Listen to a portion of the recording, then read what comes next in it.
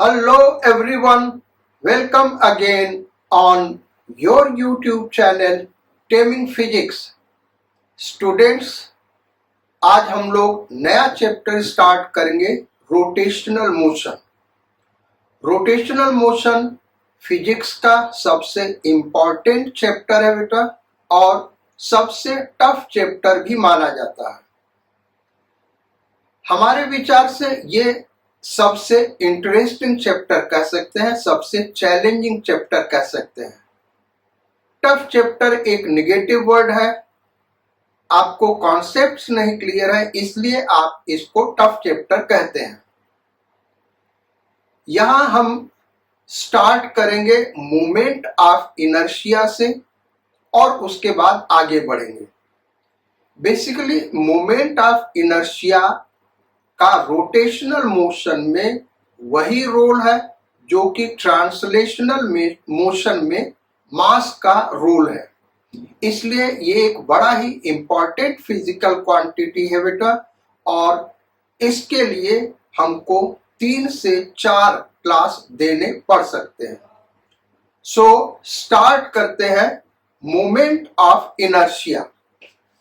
Definition यहां पे लिखा हुआ है मोमेंट ऑफ इनर्शिया का। कैसे डिफाइन करते हैं? Moment of inertia is defined as physical quantity which opposes any change in state of rotational motion of a body. It is analogous to mass. Its unit is kg meter square. अब इसको हम समझाते बेटा। पहले तो इस line को समझिए। It is analogous to mass. Meaning क्या हुआ? ये मास के सिमिलर है, यानी मास का जो रोल ट्रांसलेशनल मोशन में होता है वही मोमेंट ऑफ इनर्शिया का रोल रोटेशनल मोशन में होता है। अब अगर हम फिर से मास के बारे में सोचे बेटा, तो मास को हमने कैसे डिफाइन किया था? मास एक ऐसा फिजिकल क्वांटिटी है जो स्टेट ऑफ मोशन बनाए रखता है। अगर स्टेट ऑफ मोशन में हम कोई भी चेंज लाएंगे तो मास उस चेंज को अपोज करता है। ठीक उसी तरीके से मोमेंट ऑफ इनर्शिया है।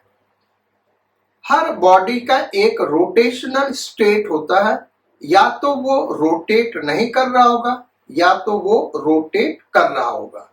और रोटेट कर रहा है तो किसी पर्टिकुलर एक्सिस के अबाउट रोटेट कर रहा होगा।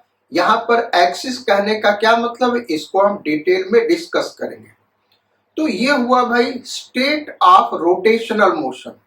मोमेंट ऑफ इनर्शिया एक ऐसा फिजिकल क्वांटिटी है जो बॉडी के स्टेट ऑफ रोटेशनल मोशन को बनाए रखना चाहता है।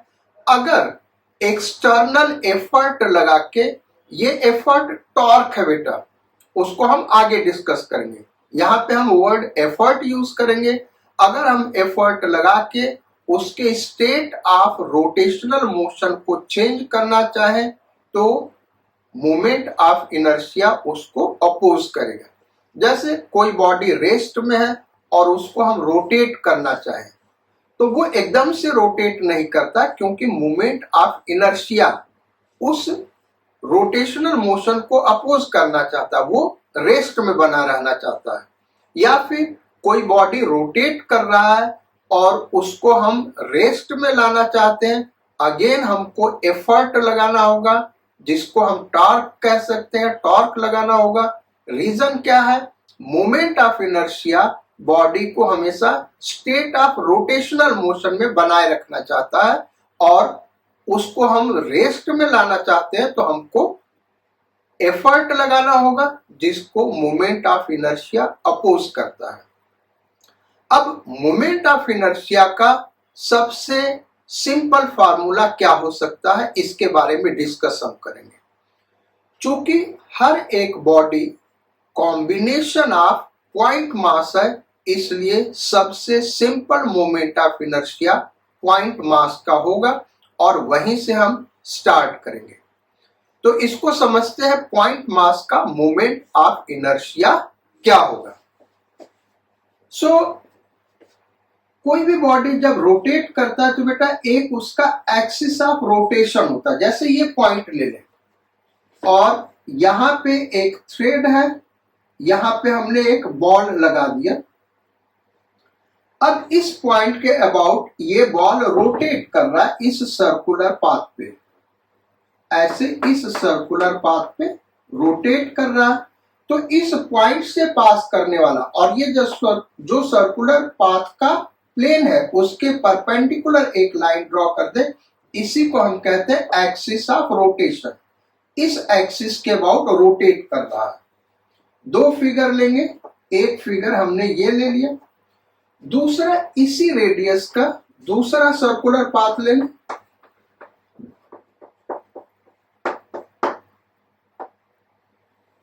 यहां पे मास हम बड़ा लगा देते हैं, फिगर बी।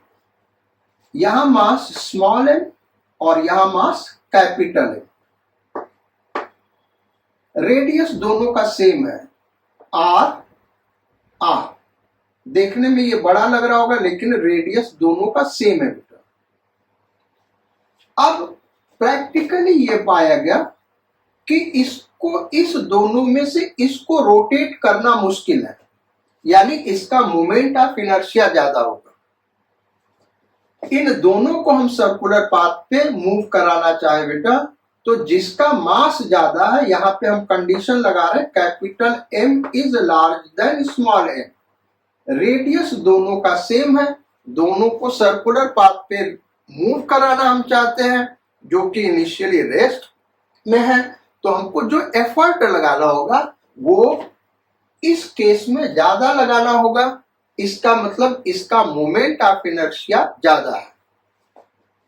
इंपिरिकली ये पाया गया या प्रैक्टिकली ये पाया गया या फिर हम कह सकते हैं एक्सपेरिमेंटली ये पाया गया कि जो मोमेंट ऑफ इनर्शिया वो मास के डायरेक्टली प्रोपोर्शनल होता है।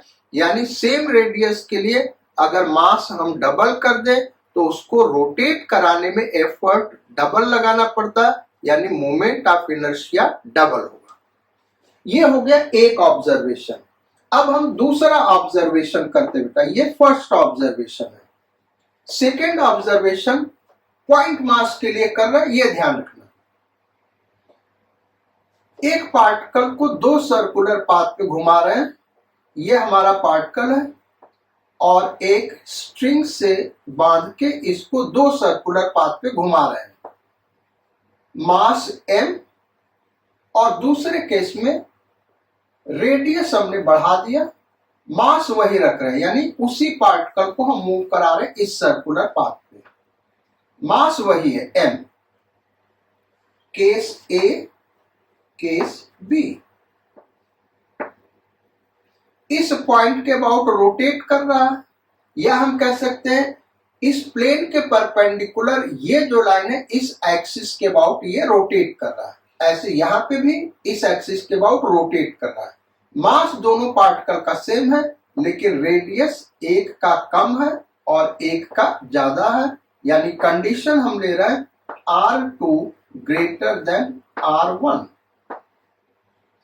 एक्सपेरिमेंटली ये पाया गया कि इसको रोटेट करने के लिए ज्यादा एफर्ट लगाना पड़ता है, यानी इसका इस केस का मोमेंट ऑफ इनर्शिया ज्यादा होगा। अब साइंटिस्ट्स ने जब R चेंज करके देखा तो R के ऊपर I कैसे डिपेंड करता है। एक्सपेरिमेंटली ये पाया गया I is directly proportional to R square, यानी डिस्टेंस हम डबल कर देंगे तो एफर्ट हमको 4 गुना लगाना होगा। इसका मतलब मोमेंट ऑफ इनर्शिया 4 गुना हो जाएगा। अब ये दो प्रोपोर्शनैलिटी रिलेशन देखें, I directly proportional to M and I directly proportional to R square. इस दोनों प्रोपोर्शनैलिटी रिलेशन को अगर हम कंबाइन कर दें तो I directly proportional to M R square. एक प्रोपोर्शनैलिटी कांस्टेंट दे सकते हैं बेटा, I is equal to C M R square. अब ये प्रोपोर्शनैलिटी कांस्टेंट हमको चूज करना है कितना रखें, नॉन जीरो रखना होगा, जीरो नहीं रख सकते क्योंकि फिर हर केस में आई जीरो आने लगेगा जो कि जीरो नहीं होता। तो सी को नॉन जीरो वैल्यू दे तो सिंपलेस्ट केस हम सी का वैल्यू 1 ले सकते हैं। साइंटिस्ट्स ने इनको 1 माना, इसलिए पॉइंट मास का moment of inertia I is equal to M R square. ये हो गया पॉइंट मास का moment of inertia, I is equal to M R square. अब इसको हम दिखाते बेटा। बेसिकली पॉइंट मास क्या होता है, जैसे सपोज कर लो ये एक बॉडी ले ले और इसी को हम पॉइंट मास मान ले। एक्सपेरिमेंटली हमको दिखाने के लिए और कोई ऑब्जेक्ट नहीं था तो ये हमने ले लिया। ये बेसिकली ऐसे वायर है। अब देखो चीजें हम समझा रहे हैं। जो सेकेंड एक्सपेरिमेंट हमने दिखा, हम इसको ऐसे रोटेट करें, आपको दिख रहा होगा। इसमें हमको कुछ एफर्ट लगाना पड़ेगा। जो हमारा फिंगर है वहां से आपकी तरफ एक लाइन ड्रॉ कर दे, वो एक्सिस ऑफ रोटेशन है और ये बॉडी सर्कुलर पाथ में मूव कर रहा है। अब इसके रेडियस को अगर हम बढ़ा दें, आप खुद इसको घर पे एक्सपेरिमेंटली करके देख सकते हैं। जो धागा होगा बेटा वो मजबूत रखना, नहीं तो टूट सकता है। रेडियस हमने बढ़ा दिया, आप ये पाएंगे कि इस केस में हमको ज्यादा एफर्ट लगाना पड़ता है, यानी इस केस में मोमेंट ऑफ इनर्शिया इंक्रीज कर गया। तो ये था भाई हमारा पहला फार्मूला और सबसे सिंपल फार्मूला। जैसा हमने आपको पहले ही बताया कि हर बॉडी पॉइंट मास से बना हुआ है, तो हमको पहले पॉइंट मास के लिए फार्मूला दिखाना पड़ेगा क्या होगा। तो ये एम्पिरिकली यानी एक्सपेरिमेंटली फाइंड आउट किया गया I is equal to M R square. कैसे हुआ ये हमने दिखा दिया। तो आप इस डिफिनीशन के बाद इसके नीचे एक और चीज लिख सकते हैं बेटा, moment of inertia is tensor quantity. क्योंकि कभी कभी कोई टीचर पूछ लेता है या एग्जाम में पूछ लिया जाता है या फिर आपके दिमाग में भी ऐसा क्यूरियसिटी हो सकता है कि मोमेंट ऑफ इनर्शिया है क्या, स्केलर क्वांटिटी या वेक्टर क्वांटिटी। तो ये न तो स्केलर क्वांटिटी है न तो वेक्टर क्वांटिटी बेटा, ये क्या है, टेंसर क्वांटिटी। स्पेलिंग हम लिख दे रहे हैं, आप यहां पे लिख लेना, it is tensor quantity, TENSOR, tensor quantity. अब ये टेंसर क्वांटिटी क्या है, हमारे सिलेबस के बाहर की चीज है बेटा, इसलिए हम इसको डिटेल में डिस्कस नहीं करेंगे। हाँ, हम आपको ये बता दें कि टेंसर क्वांटिटी का ही 2 पार्ट है, स्केलर क्वांटिटी, वेक्टर क्वांटिटी। उसके अलावा टेंसर क्वांटिटी बहुत सारे टाइप का हो सकता है। टेंसर क्वांटिटी 0th ऑर्डर का या 0th रैंक का, 0 रैंक का ले लें तो वो एक स्केलर क्वांटिटी बन जाएगा, और वही टेंसर क्वांटिटी 1st ऑर्डर या 1st रैंक का ले लें तो वो एक वेक्टर क्वांटिटी होगा। यानी ये टेंसर क्वांटिटी स्केलर और वेक्टर दोनों के तरीके बिहेव करता है, और इसके और भी सारे बिहेवियर हो सकते हैं। तो वो न तो स्केलर होगा न तो वेक्टर होगा। यानी मोमेंट ऑफ इनर्शिया एक टेंसर क्वांटिटी है। जनरली हम लोग जितने भी क्वेश्चंस करेंगे वहां पे इसको स्केलर के तरीके बिहेवियर देखेंगे, क्योंकि हम ऐड करेंगे 2 बॉडी का। अगर हमको मोमेंट ऑफ इनर्शिया निकालना तो जनरली हम ऐड करेंगे दोनों मोमेंट ऑफ इनर्शिया को, इसलिए बच्चे के दिमाग में, स्टूडेंट्स के दिमाग में चला जाता है कि ये स्केलर क्वांटिटी है। लेकिन और भी चीजें वहां हम दिखाएंगे बेटा जहां पे ये स्केलर क्वांटिटी के तरीके बिहेव नहीं करेगा। यानी इसका एडिशन स्केलर क्वांटिटी के तरीके जनरली बहुत सारे केसेस में होता है, लेकिन कुछ केसेस में वो स्केलर क्वांटिटी के तरीके से नहीं होता है। तो ये लिखने के बाद आप इसके नीचे, ठीक इसके नीचे, इस डिफिनीशन के नीचे फार्मूला लिख लो बेटा, moment of inertia, moment of inertia of point mass, और वो हमने डिस्कस कर दिया है। पॉइंट मास का मोमेंट ऑफ इनर्शिया क्या होता है, फार्मूला उसके नीचे लिख लो आप, I is equal to M R square, जहां पे m पॉइंट मास का मास है और r जिस सर्कुलर पाथ पे पार्टिकल मूव कर रहा है उसका रेडियस है या एक्सिस ऑफ रोटेशन से पार्टिकल का डिस्टेंस है। यानी हमने सर्कुलर पाथ के लिए बताया, तो ऐसा नहीं सोचना कि वो सर्कुलर पाथ पे मूव करना जरूरी है। जैसे सपोज करो बेटा एक बॉडी है, इस पाथ पे मूव कर रहा है, इस पॉइंट के अबाउट इसका मोमेंट ऑफ इनर्शिया क्या होगा, जब ये पार्टिकल यहां पे है तो I इसके अबाउट, ये एक्सिस है, इसके अबाउट मोमेंट ऑफ इनर्शिया क्या होगा, तो I is equal to M R square, ये आर लेंगे। जब ये पार्टिकल यहां पे है, अब इसके अबाउट इसका मोमेंट ऑफ इनर्शिया क्या होगा, तो I equal to M R square, ये आर का वैल्यू लेंगे। जब ये पार्टिकल यहां होगा, अब इसके मोमेंट ऑफ इनर्शिया का वैल्यू क्या होगा, तो I equal to M R square, ये आर का वैल्यू लेंगे यहां से यहां तक। यानी इस पॉइंट के अबाउट इस पार्टिकल का मोमेंट ऑफ इनर्शिया टाइम के साथ चेंज कर रहा है। सर्कुलर पाथ में मूव करेगा तो मोमेंट ऑफ इनर्शिया कांस्टेंट रहेगा इस सेंटर के अबाउट।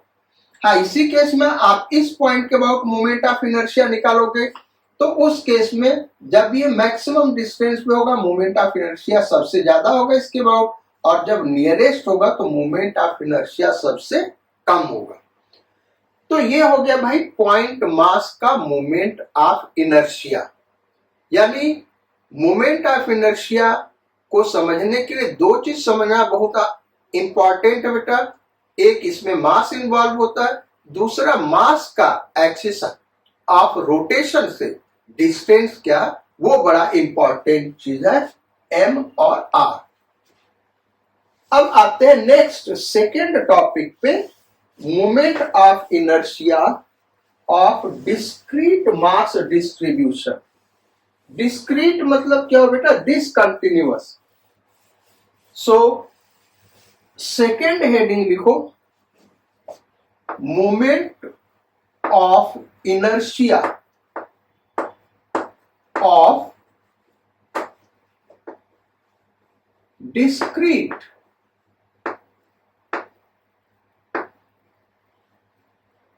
Mass distribution.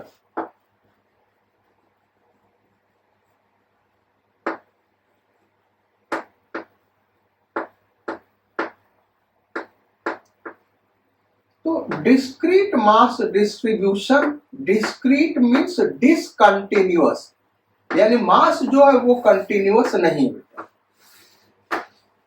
जैसे सपोज कर लो हम 3 पार्टिकल ले लें, ऐसे बहुत सारे पार्टिकल हो सकते हैं, और इस पॉइंट के अबाउट मोमेंट ऑफ इनर्शिया निकालना। ये पॉइंट O है, इसके अबाउट इन पार्टिकल्स का मोमेंट ऑफ इनर्शिया निकालना है, m1, m2, m3, m4, m5 like that mn। तो कितने भी पार्टिकल हो उससे कोई फर्क नहीं पड़ता है। अच्छा, मोमेंट ऑफ इनर्शिया के लिए रोटेशन जरूरी नहीं है बेटा। जैसे ये एक बॉल ले ले, अब हमसे ये पूछा जाए, या हम थ्रेड भी नहीं कनेक्ट कर रहे, ऐसे ही ले ले, ये एक बॉल है, यह पॉइंट मास है। बॉल का मतलब हमारा क्या कहना, पॉइंट मास। इस पॉइंट मास का ये रेस्ट में है, हम पूछे कि इसके अबाउट मोमेंट ऑफ इनर्शिया क्या होगा, तो एम आर स्क्वायर। ये रोटेट नहीं कर रहा, तब भी इसके अबाउट इसका मोमेंट ऑफ इनर्शिया क्या होगा, एम आर स्क्वायर। तो ये आप अपने दिमाग से एकदम निकाल दीजिए कि जब बॉडी रोटेट करता है तभी मोमेंट ऑफ इनर्शिया होगा। और इसी मास का इस पॉइंट O2 के अबाउट मोमेंट ऑफ इनर्शिया क्या होगा, तो उस केस में ये वाला डिस्टेंस लेंगे, R2 डिस्टेंस लेंगे। पॉइंट O1 के अबाउट मोमेंट ऑफ इनर्शिया क्या होगा, तो mr1 स्क्वायर लेंगे। यानी जो मोमेंट ऑफ इनर्शिया है वो मास पे और एक्सिस ऑफ रोटेशन से डिस्टेंस पे डिपेंड करेगा। उस पार्टिकल का रोटेट करना उस पॉइंट के अबाउट जरूरी नहीं है, वो केवल ये इंडिकेट करता है कि अगर पार्टिकल उस सेंटर के अबाउट रोटेट करेगा तो उसका मोमेंट ऑफ इनर्शिया क्या होगा। तो अब यहां पे हम देखें, ये सारे के सारे पार्टिकल रेस्ट में है, अगर ये सारे के सारे O को सेंटर मान के रोटेट करना शुरू कर दे तो इस डिस्क्रीट मास डिस्ट्रीब्यूशन का मोमेंट ऑफ इनर्शिया क्या होगा।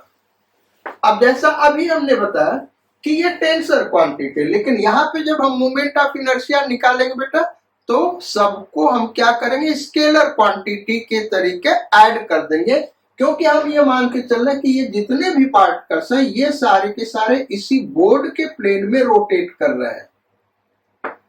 तो इसका रेडियस हम सपोज कर ले m1, इसका radius m2, m3, m4, m5, इस तरीके से ये रेडियस है और सारे के सारे इसी O के अबाउट रोटेट कर रहे हैं। तो उस केस में मोमेंट ऑफ इनर्शिया क्या होगा ये हमको निकालना है। हम क्या करेंगे भाई, हर एक पार्टिकल का अलग अलग मोमेंट ऑफ इनर्शिया निकाल लेंगे और उसको एक स्केलर क्वांटिटी के तरीके ऐड कर देंगे। सो डिस्क्रीट मास डिस्ट्रीब्यूशन के सिस्टम का मोमेंट ऑफ इनर्शिया क्या होगा, m1r1 square plus m2r2 square plus dot dot dot जितने भी पार्टिकल है बेटा, अगर n पार्टिकल है तो इसको हम लिख सकते हैं mn r n स्क्वायर। इसी को शॉर्ट फॉर्म में हम ऐसे लिख सकते हैं समेशन। ये जो सिग्मा इस तरीके का साइन है बेटा ये दिखा रहा समेशन यानी सम ऑफ सीरीज, और एम आई एक जनरल टर्म दे दिया R I square, I is equal to 1 to n। ये इसका इस तरीके से लिखेंगे। इसी चीज को हम ऐसे लिख सकते हैं अगर n पार्टिकल है। ये क्या कर रहा है, इस सिंबल का मतलब क्या हो कि i को पहले 1 रख दें तो ये मिल गया, देन सम प्लस i को फिर 2 रख दें यहां पे, फिर ये आ गया, फिर प्लस, इस समेशन का मतलब प्लस, i को 3 रख दे, ऐसे ऐड करते करते n तक चले जाए। वही ये बड़ा सा फॉर्म है उसको शॉर्ट फॉर्म में ऐसे हम रिप्रेजेंट करते हैं। नेक्स्ट टॉपिक हम करते हैं moment of inertia of continuous mass distribution. Moment of inertia of continuous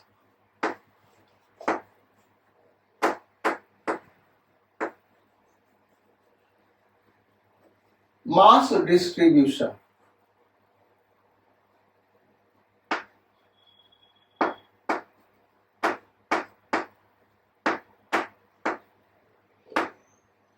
अगर मास कंटिन्यूअस है तो उस केस में मोमेंट ऑफ इनर्शिया क्या होगा ये हमको फाइंड आउट करना है।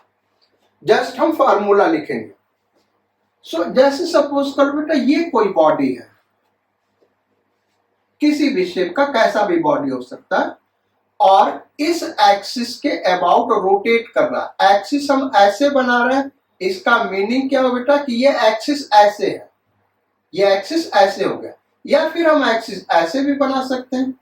तो इस केस में ये ऐसे रोटेट कर रहा होगा, बोर्ड के अंदर जाएगा, सर्कुलर पाथ में मूव करते करते बोर्ड के बाहर आएगा, यानी ये इस तरीके से मूव कर रहा होगा। अगर इस पार्टिकल को देखें, ये वाला पार्टिकल, तो ये ऐसे मूव कर रहा होगा, ये वाला पार्टिकल देखें ये ऐसे मूव कर रहा होगा सर्कुलर पाथ पे, ये वाला पार्टिकल देखें तो ये और बड़े सर्कल पे ऐसे मूव कर रहा होगा, और पूरा का पूरा बॉडी इस एक्सिस के अबाउट रोटेट कर रहा है। तो ये बॉडी क्या डिफरेंट पार्टिकल से मिलकर बना, यानी यही फॉर्मूला हम लगा सकते हैं, यानी I is equal to summation MI RI square, I is equal to 1 to I is equal to n। अब हम क्या करें कि ये जितने भी पार्टिकल्स है बेटा, यहां पे मास डिफरेंट है, यहाँ पे मास क्या है, इस केस में डिफरेंट अलग अलग पार्टिकल का अलग अलग मास हो सकता है, लेकिन इस केस में अगर हम हर एक पार्टिकल का मास डीएम ले लें, क्या करें भाई, हर एक पार्टिकल का मास डीएम ले लें, यानी मास बहुत स्मॉल होगा तो उसको डीएम से रिप्रेजेंट कर रहा है, यानी हर एक पार्टिकल सेम मास का चूज करें और उन्हीं पार्टिकल से ये मिलके बना है, तो उस केस में हम इसको देखो कैसे लिख सकते हैं, यहां पे आ जाएगा डीएम, क्योंकि हर एक पार्टिकल का मास डीएम है, आर उस पार्टिकल का, जो पार्टिकल हमने लिया उसका कहां से डिस्टेंस, एक्सिस ऑफ रोटेशन से डिस्टेंस, आई, यहां पे आई नहीं लगा रहे क्योंकि हर एक पार्टिकल का मास सेम है, I is equal to 1 to I is equal to mass tends to 0, DM का मतलब क्या हो भाई, tends to 0, mass tends to 0 है बेटा, तो जो नंबर ऑफ पार्टिकल्स है वो क्या हो जाएगा, टेंस टू इंफिनिटी, क्या हो जाएगा भाई, number of particles tends to infinity. तो ये एक इनफाइनाइट सीरीज का समेशन है और इसी को हम कहते हैं integration dm r square, are आई को हम सिंपली आर डिनोट कर दिए, आर स्क्वायर। अब ये कहां से कहां तक इंटीग्रेट करना होगा बेटा, ये जब हम डेरिवेशंस करेंगे वहां पे डिटेल में डिस्कस करेंगे, यानी कंटिन्यूअस मास डिस्ट्रीब्यूशन का जो मोमेंट ऑफ इनर्शिया होगा वो किसी भी एलिमेंट्री पार्टिकल, एलिमेंट्री पार्टिकल मतलब पॉइंट मास, इतना स्मॉल पार्टिकल उस बॉडी का ले ले कि वो क्या हो जाए, पॉइंट मास हो जाए। सो किसी भी पार्टिकल के डिस्टेंस के स्क्वायर का m के रेस्पेक्ट में इंटीग्रेशन को हम क्या कहेंगे, मोमेंट ऑफ इनर्शिया। एक बार फिर से रिवाइज कर रहे बेटा, फिर से हम बोल रहे हैं, कंटिन्यूअस मास का मोमेंट ऑफ इनर्शिया क्या होता है, एलिमेंट्री पार्टिकल का एक्सिस ऑफ रोटेशन से डिस्टेंस का स्क्वायर ले ले, उसी का मास के साथ इंटीग्रेशन पूरे बॉडी के लिए, इसी को हम कहते हैं मोमेंट ऑफ इनर्शिया। अब हम कहना क्या चाहते हैं, इसको डेरिवेशन से स्टार्ट कर रहे हैं, जो जो डेरिवेशन आपके सिलेबस में है उन डेरिवेशंस को हम डिस्कस करेंगे बेटा, जो डेरिवेशंस आपके सिलेबस में यानी 11th के सिलेबस में नहीं है उनको हम डिस्कस नहीं करेंगे, उनको कहीं ना कहीं आगे जो आईआईटी लेवल के प्रॉब्लम सॉल्व करेंगे वहां पे उसको डिस्कस करेंगे, लेकिन फार्मूला हम डिस्कस कर देंगे। फार्मूला क्या होगा हम बता देंगे, डेरिवेशन नहीं बताएंगे बेटा, डेरिवेशन यहाँ पे वही डिस्कस करेंगे जो क्लास 11th के सिलेबस में है। सो अब आते हैं कंटिन्यूअस मास डिस्ट्रीब्यूशन का मोमेंट ऑफ इनर्शिया निकालते कैसे, ये तो फार्मूला हमने डिस्कस कर दिया, अब निकालते कैसे हैं, तो फर्स्ट केस हम लेते बेटा कंटिन्यूअस मास डिस्ट्रीब्यूशन के लिए moment of inertia of thin rod. जैसा कि आपको पता है moment of inertia different axis के अबाउट डिफरेंट होगा बेटा, लेकिन अगर आपसे केवल यही पूछा जाए कि moment of inertia of thin rod, किसी भी रेगुलर बॉडी का मोमेंट ऑफ इनर्शिया आपसे पूछा जाए तो एक्सिस ऑफ रोटेशन उसका अंडरस्टूड होता है। क्या होता है वो एक्सिस ऑफ रोटेशन, उस बॉडी के सेंटर से पास करने वाला लाइन और उसके दोनों तरफ या उसके चारों तरफ मास डिस्ट्रीब्यूशन यूनिफॉर्म होना चाहिए, यानी उसी को हम एक्सिस ऑफ सिमेट्री भी कहते हैं।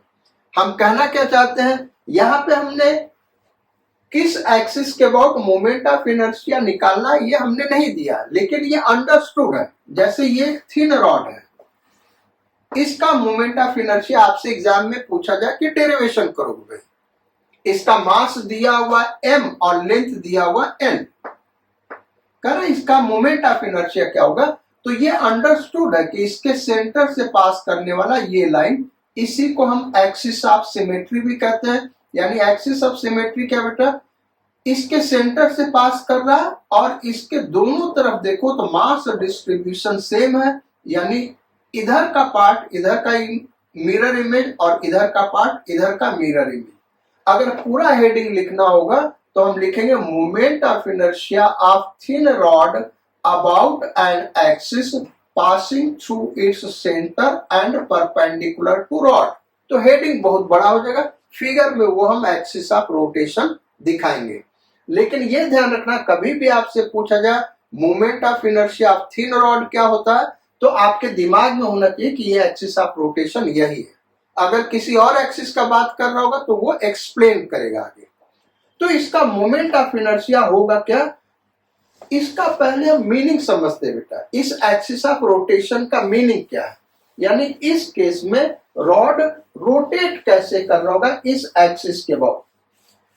जनरली बच्चों के दिमाग में मोमेंट ऑफ इनर्शिया जब निकालते हैं तो बहुत सारा कंफ्यूजन होता है एक्सिस ऑफ रोटेशन का, तो उसको बिना दिखाए हम आगे नहीं बढ़ेंगे। इसको हम विजुअलाइज कर रहे हैं, आपको दिखा रहे हैं। ये देखो, ये थिन रॉड है बेटा।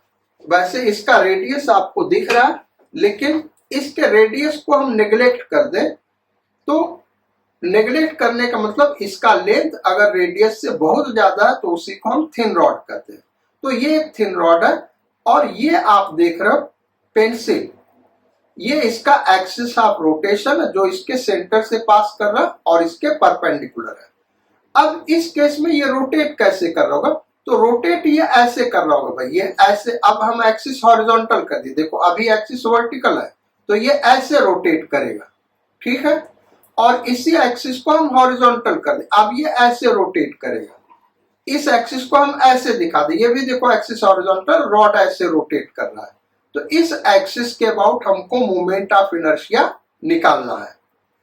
क्लियर हो गया भाई, इस तरीके से ये रोटेट कर रहा है। तो इस केस में इस रॉड का मोमेंट ऑफ इनर्शिया क्या होगा, ये हमको फाइंड आउट करना है। ये एक्सिस ऑफ रोटेशन का मीनिंग है। इसको हम फिगर में कैसे दिखाएंगे बेटा, ऐसे दिखाएंगे। सो moment of inertia of thin rod, ये थिन रॉड है यानी इसका रेडियस नेग्लिजिबल है, मास m, लेंथ l।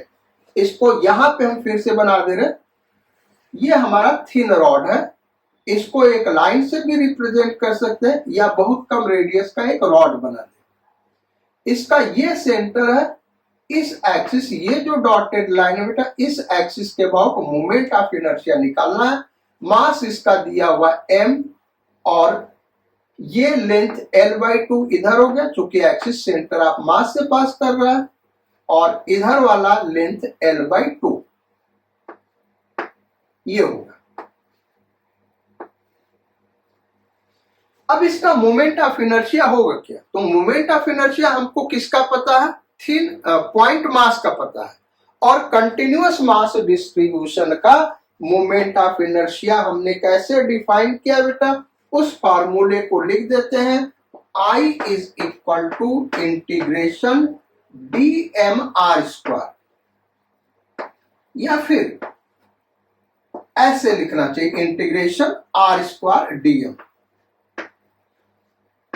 यानी integration of r² with respect to m for the whole body. इसी को हम इस बॉडी का मोमेंट ऑफ इनर्शिया कहेंगे। ये dm क्या होना चाहिए, एक ऐसा एलिमेंट्री पार्टिकल होना चाहिए जिसको हम पॉइंट मास मान सकते हैं। सो यहां से हम ले लें एक स्मॉल एलिमेंट बेटा, एक इतना स्मॉल, ये देखने में हमने बड़ा बनाया क्योंकि आप इसको देख सको, लेकिन यहां से x डिस्टेंस पे हमने लिया है और इसका जो लेंथ है वो dx है।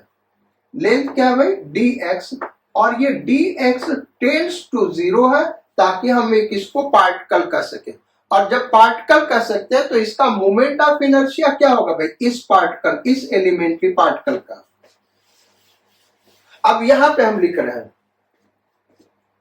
di is equal to, particle का मोमेंट ऑफ इनर्शिया क्या होता है, mr², तो m इसका मास dm लिख दें, और r यहां पे क्या हो गया बेटा, x, इस एक्सिस से इसका डिस्टेंस क्या, x स्क्वायर, इसका यही मोमेंट ऑफ इनर्शिया होगा।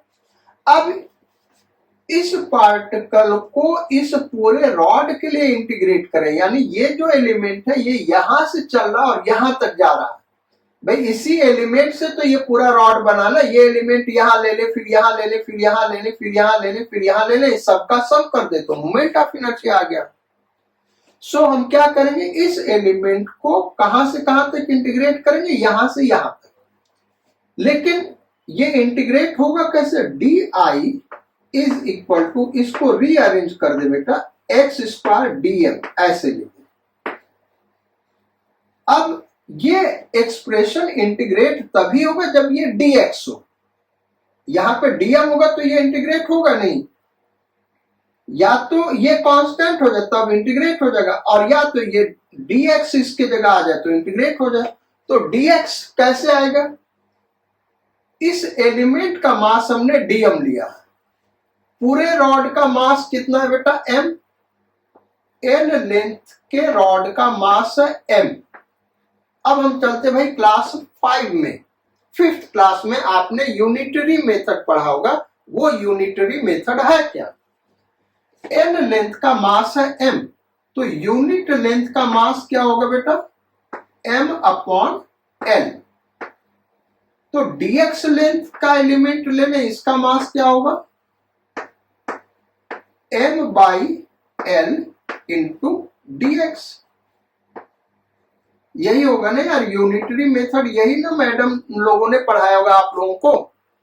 l लेंथ का मास m, यूनिट लेंथ का मास m बाई l, तो dx लेंथ का मास ये होगा, और dx लेंथ का मास ये है, यानी यही वैल्यू क्या है, dm है, क्योंकि हमने dm क्या दिखा है, dx लेंथ का मास।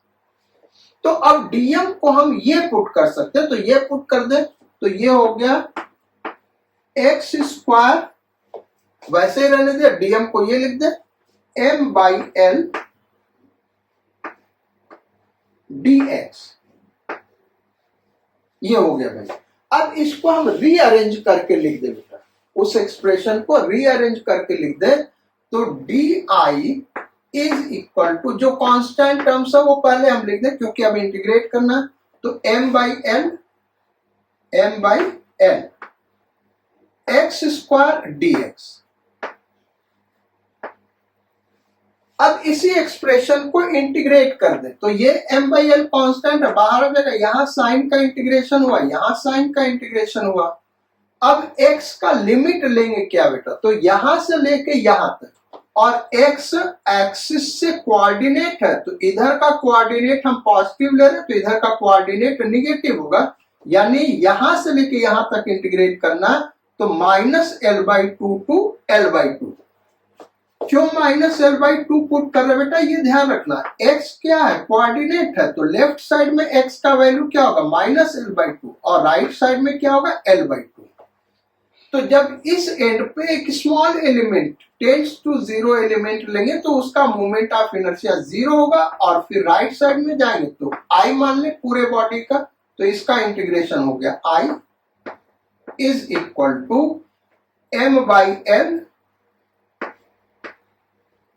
और इसका इंटीग्रेशन एक्स स्क्वायर का इंटीग्रेशन क्या हो गया बेटा, एक्स क्यूब। इंटीग्रेशन हमने ऑलरेडी पढ़ाया हुआ है, आप नहीं पढ़े हैं तो हमारे वीडियो को देख सकते हैं।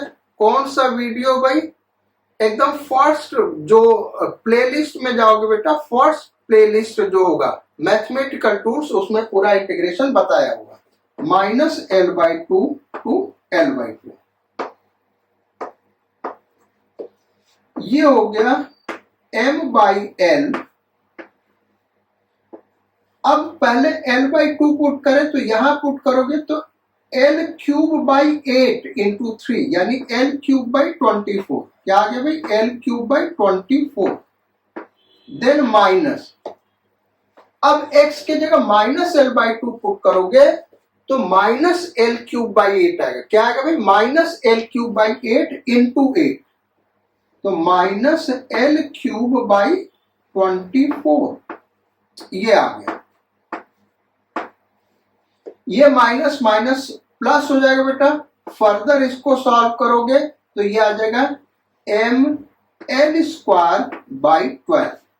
ये हो गया moment of inertia. So thin rod का moment of inertia ml²/12। Axis of rotation क्या वो हमने दिखाया हुआ है। ये हो गया फर्स्ट डेरिवेशन बेटा। जब भी थिन रॉड का मोमेंट ऑफ इनर्शिया पूछा जाए, आपका एक्सिस डिफाइन न किया हो वहां पे कि किसके अबाउट, तो अंडरस्टूड है इसी एक्सिस के अबाउट होगा और ये मोमेंट ऑफ इनर्शिया ml²/12। अब आते हैं दूसरे डेरिवेशन पे, डेरिवेशन नंबर 2। सो डेरिवेशन नंबर 2 है moment of inertia of ring, या सर्कुलर रिंग लिख सकते हो बेटा। केवल हम रिंग लिख रहे हैं, अंडरस्टूड है सर्कुलर रिंग।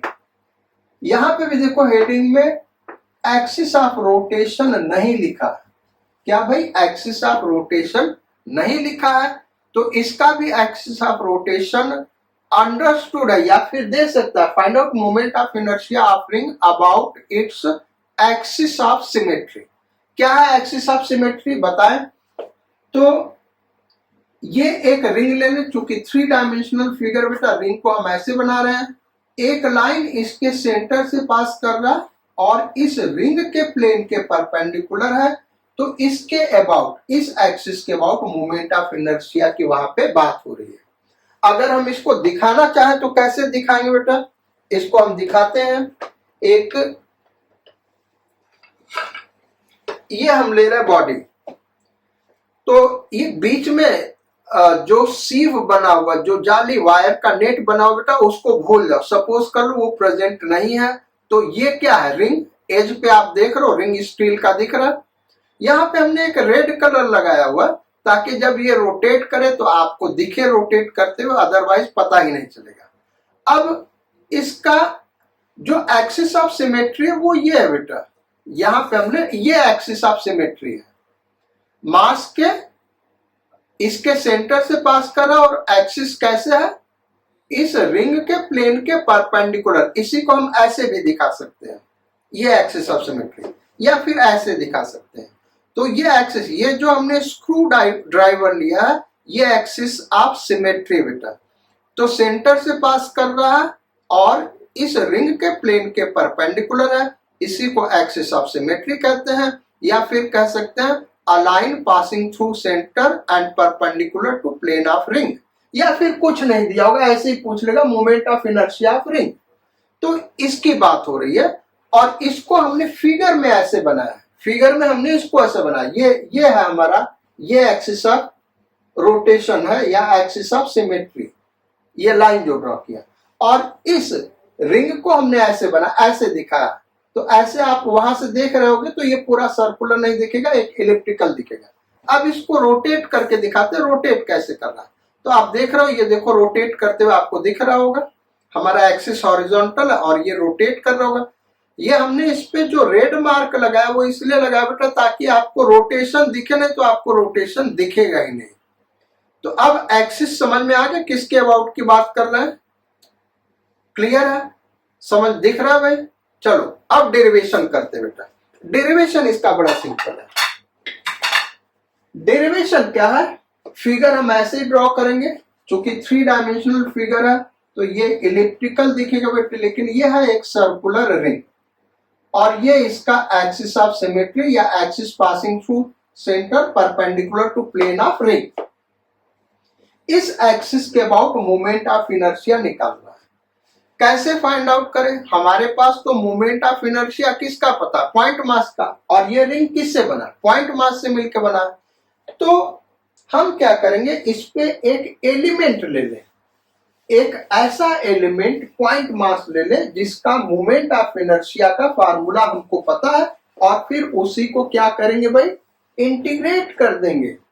सो हमने क्या किया, एक स्मॉल एलिमेंट यहां पे ले लिया। इसका डेरिवेशन हम कई तरीके से कर सकते हैं बेटा। एक सिंपलेस्ट फॉर्म जो है उससे हम कर रहे हैं, डीएम मास का ये हम एलिमेंट ले रहे हैं। रिंग का रेडियस मास स्मॉल m दिया है और रेडियस कैपिटल R, ये हमको गिवन है। रिंग का मास क्या, स्मॉल m और रेडियस कैपिटल R। तो ये जो dm एलिमेंट हमने लिया है, एक्सिस ऑफ रोटेशन से इसका डिस्टेंस क्या होगा, कैपिटल R। अब ये जो एलिमेंट हमने लिया बेटा, ये इतना स्मॉल है कि इसको हम पॉइंट मास मान सकते हैं, इतना स्मॉल हमने लिया है। तो इस एलिमेंट का मोमेंट ऑफ इनर्शिया क्या होगा, di is equal to dm r square. अच्छा, इसको ऐसे भी लिख सकते हैं, di is equal to r square dm।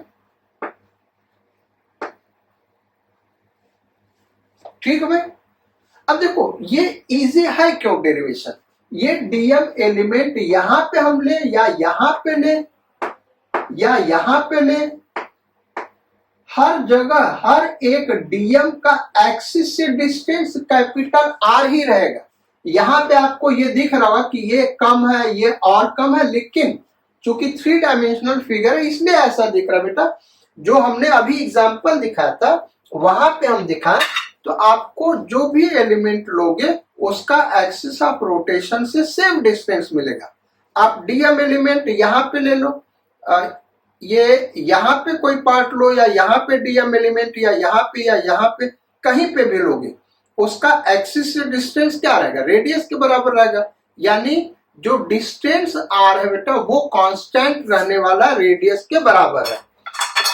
और जब ये कांस्टेंट है तो इस एक्सप्रेशन को हम इंटीग्रेट कर सकते हैं। पिछले एक्सप्रेशन में x कांस्टेंट नहीं था इसलिए इंटीग्रेट नहीं हुआ, नहीं तो वो भी dm के रेस्पेक्ट में इंटीग्रेट हो गया होता। x वेरिएबल था इसलिए dm को dx के टर्म में लिखना पड़ा। तो चूंकि यहाँ पे r कांस्टेंट है इसलिए इस एक्सप्रेशन को इंटीग्रेट करते हैं। आप नेक्स्ट स्टेप में दिखाइएगा, ये नहीं कि इसी स्टेप में दिखाएंगे, नेक्स्ट स्टेप में ऐसे लिखिएगा। अब जब मास हमारा 0 है तो मोमेंट ऑफ इनर्शिया 0 होगा, लेकिन यहां से इंटीग्रेट करते हुए हम पूरा यहां से यहां तक चले आए तो ये जो dm ये पूरा सर्कल कंप्लीट करेंगे तो dm का मास, टोटल मास क्या हो जाएगा, m हो जाएगा, जो रिंग का मास है। यानी इसको 0 को m इंटीग्रेट करना है, तो जब m पूरा इंटीग्रेट करेंगे तो moment of inertia I suppose करेंगे। अब लेफ्ट साइड का इंटीग्रेशन क्या होगा बेटा, di का integration I, upper limit put किया I minus lower limit put किया 0, तो I माइनस 0 I, तो इसको हम I लिख सकते हैं, ये I हो गया। इज इक्वल टू यहां पे R कांस्टेंट तो R स्क्वायर बाहर आ जाएगा, ये बाहर आ गया, इंटीग्रेशन dm 0 टू m। तो dm का इंटीग्रेशन क्या होगा भाई, m होगा, और m होगा अपर लिमिट पुट करोगे तो m minus lower limit put करोगे 0, तो m माइनस 0 m आ गया। So I is equal to R square m, या फिर इसको हम ऐसे लिख सकते हैं I equal to m R square. तो जो रिंग का मोमेंट ऑफ इनर्शिया होगा बेटा वो m R स्क्वायर होगा। ये इसका फार्मूला हो गया। एक्सिस हमने दिखा दिया, किस एक्सिस के अबाउट निकाल रहा है, तो रिंग का moment of inertia m R square. ये हमारा डेरिवेशन कंप्लीट हो गया। नेक्स्ट डेरिवेशन करते हैं।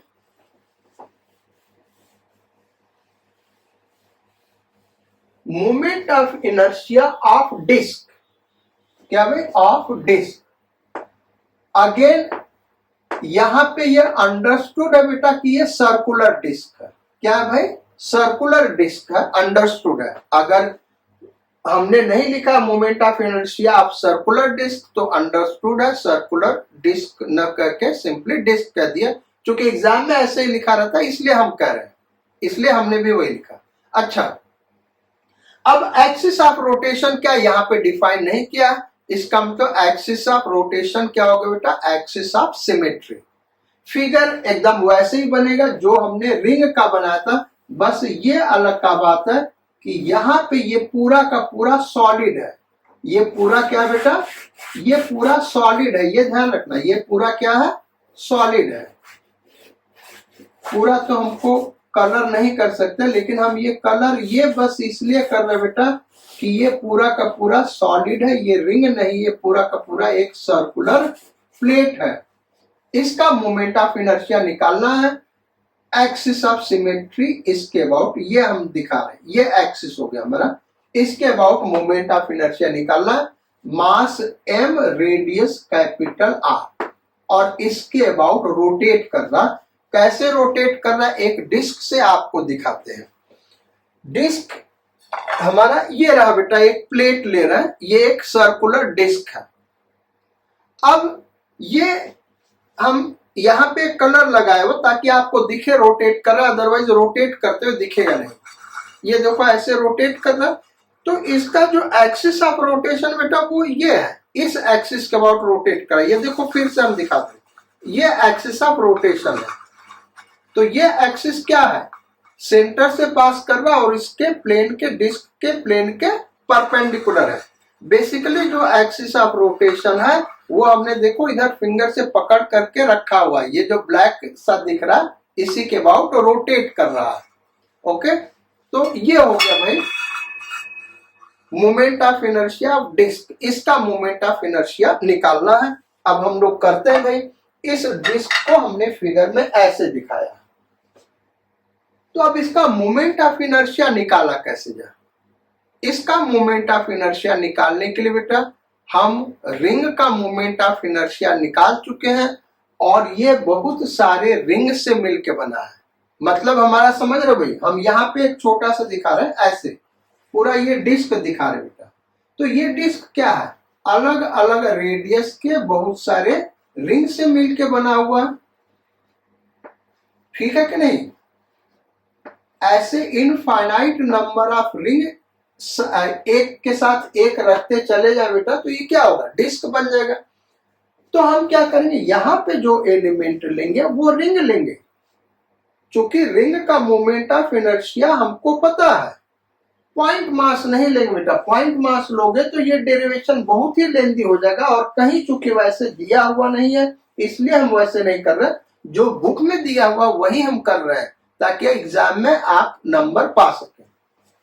तो इसके लिए एक एलिमेंट ले सकते हैं, चूंकि ये डिस्क बहुत सारे रिंग से मिलकर बना हुआ है, तो हम क्या करें, एक स्मॉल r रेडियस का रिंग ले लें।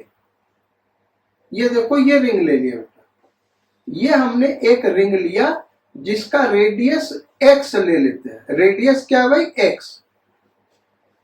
हो सकता है आपको ना दिख रहा हो, यहां से यहां ये x है, और इस डिस्क इस रिंग का विड्थ dx ले लेते हैं।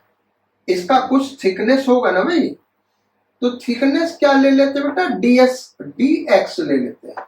dx tends to 0। अब dx x से बहुत ही स्मॉल क्वांटिटी है, यानी dx टेंड्स टू 0 है।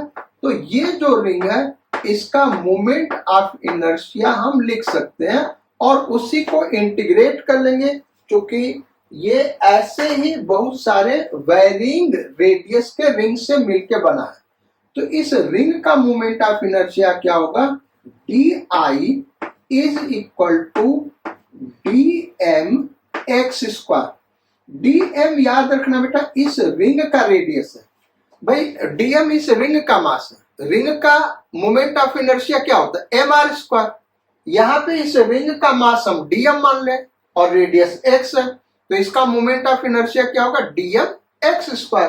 तो इसको हमने dm x स्क्वायर लिख दिया। अब हम क्या करेंगे, x इक्वल टू 0 से x equal to capital R तक इसी एक्सप्रेशन को इंटीग्रेट कर देंगे बेटा, हमको इस डिस्क का मोमेंट ऑफ इनर्शिया मिल जाएगा।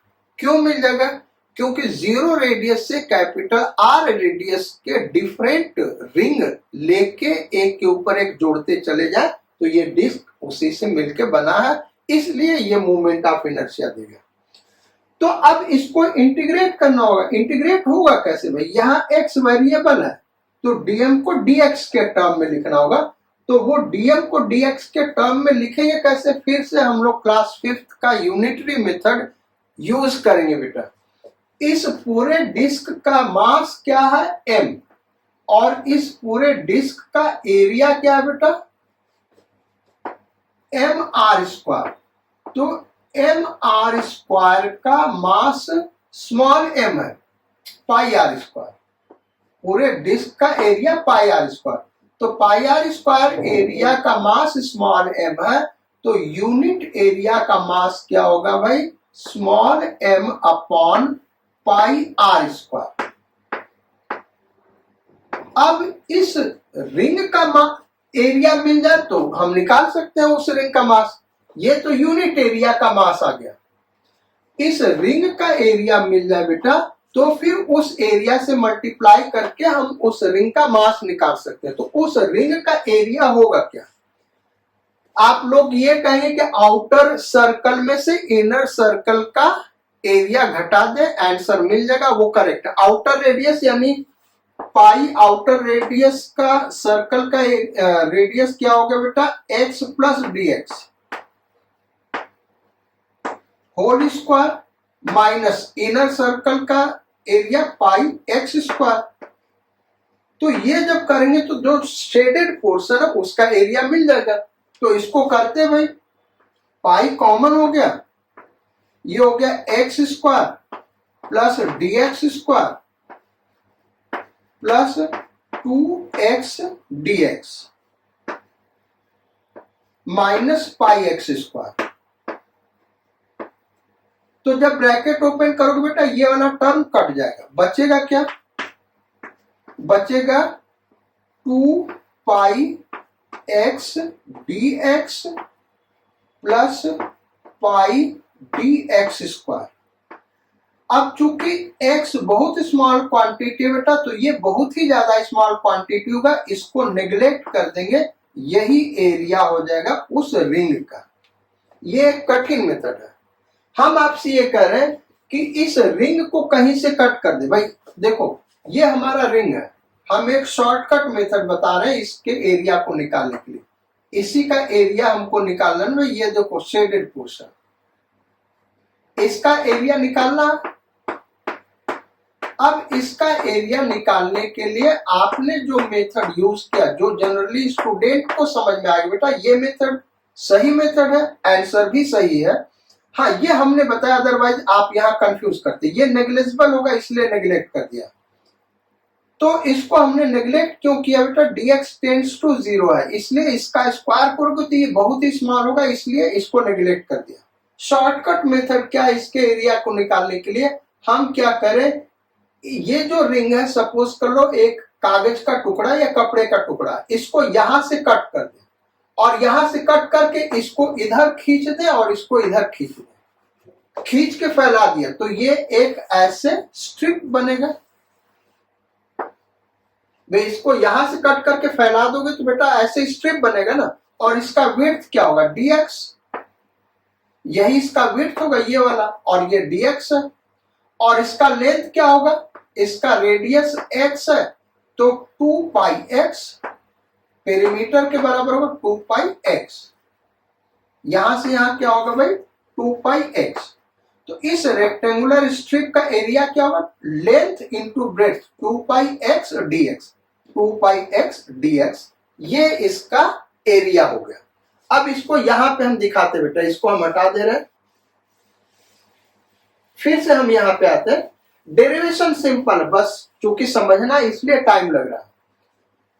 तो टोटल पाई आर स्क्वायर का एरिया का मास m है, तो यूनिट एरिया का मास ये होगा, तो 2 पाई एक्स डी एक्स जो उस सर्कुलर रिंग का एरिया है उसका मास क्या होगा, m upon pi R square into 2 pi x D x. यहां पाई से पाई कैंसिल आउट हो गया, तो ये हो गया बेटा 2m x D x upon R square, यही होगा हमारा dm, यही क्या होगा भाई dm। इस वैल्यू को वहां पे हम पुट कर दें, तो di is equal to 2mx dx, 2mx dx upon R square.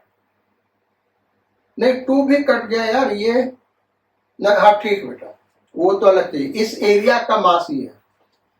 तो ये हो गया 2mx dx upon R square, और यहां पे x क्यूब है। अब इसको रीअरेंज करके लिख लेते हैं। इसको क्या किया जाए, रीअरेंज करके लिख लिया जाए। डी इज इक्वल टू, जो कांस्टेंट टर्म्स है उनको पहले लिखे, तो 2m upon R square, 2m upon R square, x square, x into x square, x cube dx। अब इसी को इंटीग्रेट कर दे बेटा। कहां से कहां तक इंटीग्रेट करेंगे, फिर से यहां पे हम दिखा रहे डी को इंटीग्रेट करेंगे 0 से i, और 2m बाई आर स्क्वायर, ये पूरा कांस्टेंट होगा इसलिए बाहर, integration 0 to r x cube dx। जब इस रिंग का रेडियस 0 होगा तो मोमेंट ऑफ इनर्शिया 0, क्योंकि रिंग का moment of inertia mr square. और जब ये रिंग यहां से कैपिटल R तक जाएगा, पूरा डिस्क कवर हो गया, तब मोमेंट ऑफ इनर्शिया I मान लें। इसका इंटीग्रेशन हो गया बेटा I is equal to 2m upon R square, x cube का x to the power 4 by 4, रेट 0 टू कैपिटल R। तो ये हो गया 2m बाई आर स्क्वायर।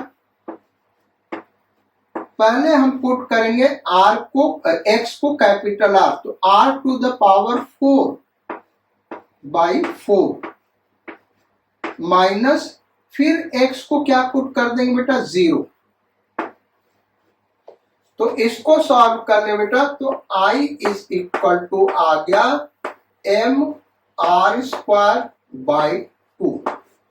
ये होगा डिस्क का मोमेंट ऑफ इनर्शिया, यानी सेम मास का रिंग, सेम मास और रेडियस का एक रिंग ले लें और एक डिस्क ले ले बेटा, तो मोमेंट ऑफ इनर्शिया डिस्क का आधा होगा, रिंग वाले का आधा होगा। रीजन क्या है, रीजन सिंपल सा ये है कि रिंग के केस में मास केवल एज पे है, जबकि डिस्क के केस में वही मास अंदर भी डिस्ट्रीब्यूटेड है, और मास जितना एक्सिस के नजदीक होगा मोमेंट ऑफ इनर्शिया उतना ही कम होगा। इसलिए डिस्क का मोमेंट ऑफ इनर्शिया कम होता है रिंग से, जबकि दोनों का मास और रेडियस सेम ले लें तब भी। तो ये हो गया भाई, आज हम लोग यहीं तक रखते बेटा। इन चीजों को आप रिवाइज करिएगा, जो नेक्स्ट क्लास होगा उसमें आगे हम कोई डेरिवेशन नहीं करने जा रहे बेटा, क्योंकि वहां पे केवल फार्मूला डिस्कस करेंगे। ये डेरिवेशंस क्लास 11th में था, इसलिए हमने डिस्कस कर दिया। तो हम केवल फार्मूले डिस्कस करेंगे, लेकिन उन फार्मूले का डेरिवेशन, जो सिंपल डेरिवेशन है वो हम कर देंगे 2-2 स्टेप वाला। जो लेंथी डेरिवेशन होगा बेटा वो क्लास 11th में जनरली सीबीएसई बोर्ड में नहीं पढ़ाया जाता, क्योंकि एनसीईआरटी में नहीं है। तो उनको जब हम आईआईटी एडवांस्ड और बेंस का क्लास डिस्कस करेंगे, यानी जो आगे का लेक्चर होगा एडवांस लेवल का, वहां पे प्रॉब्लम के फॉर्म में जरूर डिस्कस करेंगे।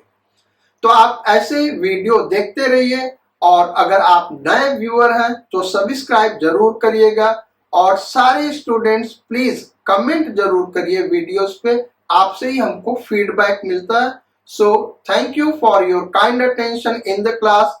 Do take good care of your health and your studies. Sayonara, Godspeed, and bon voyage.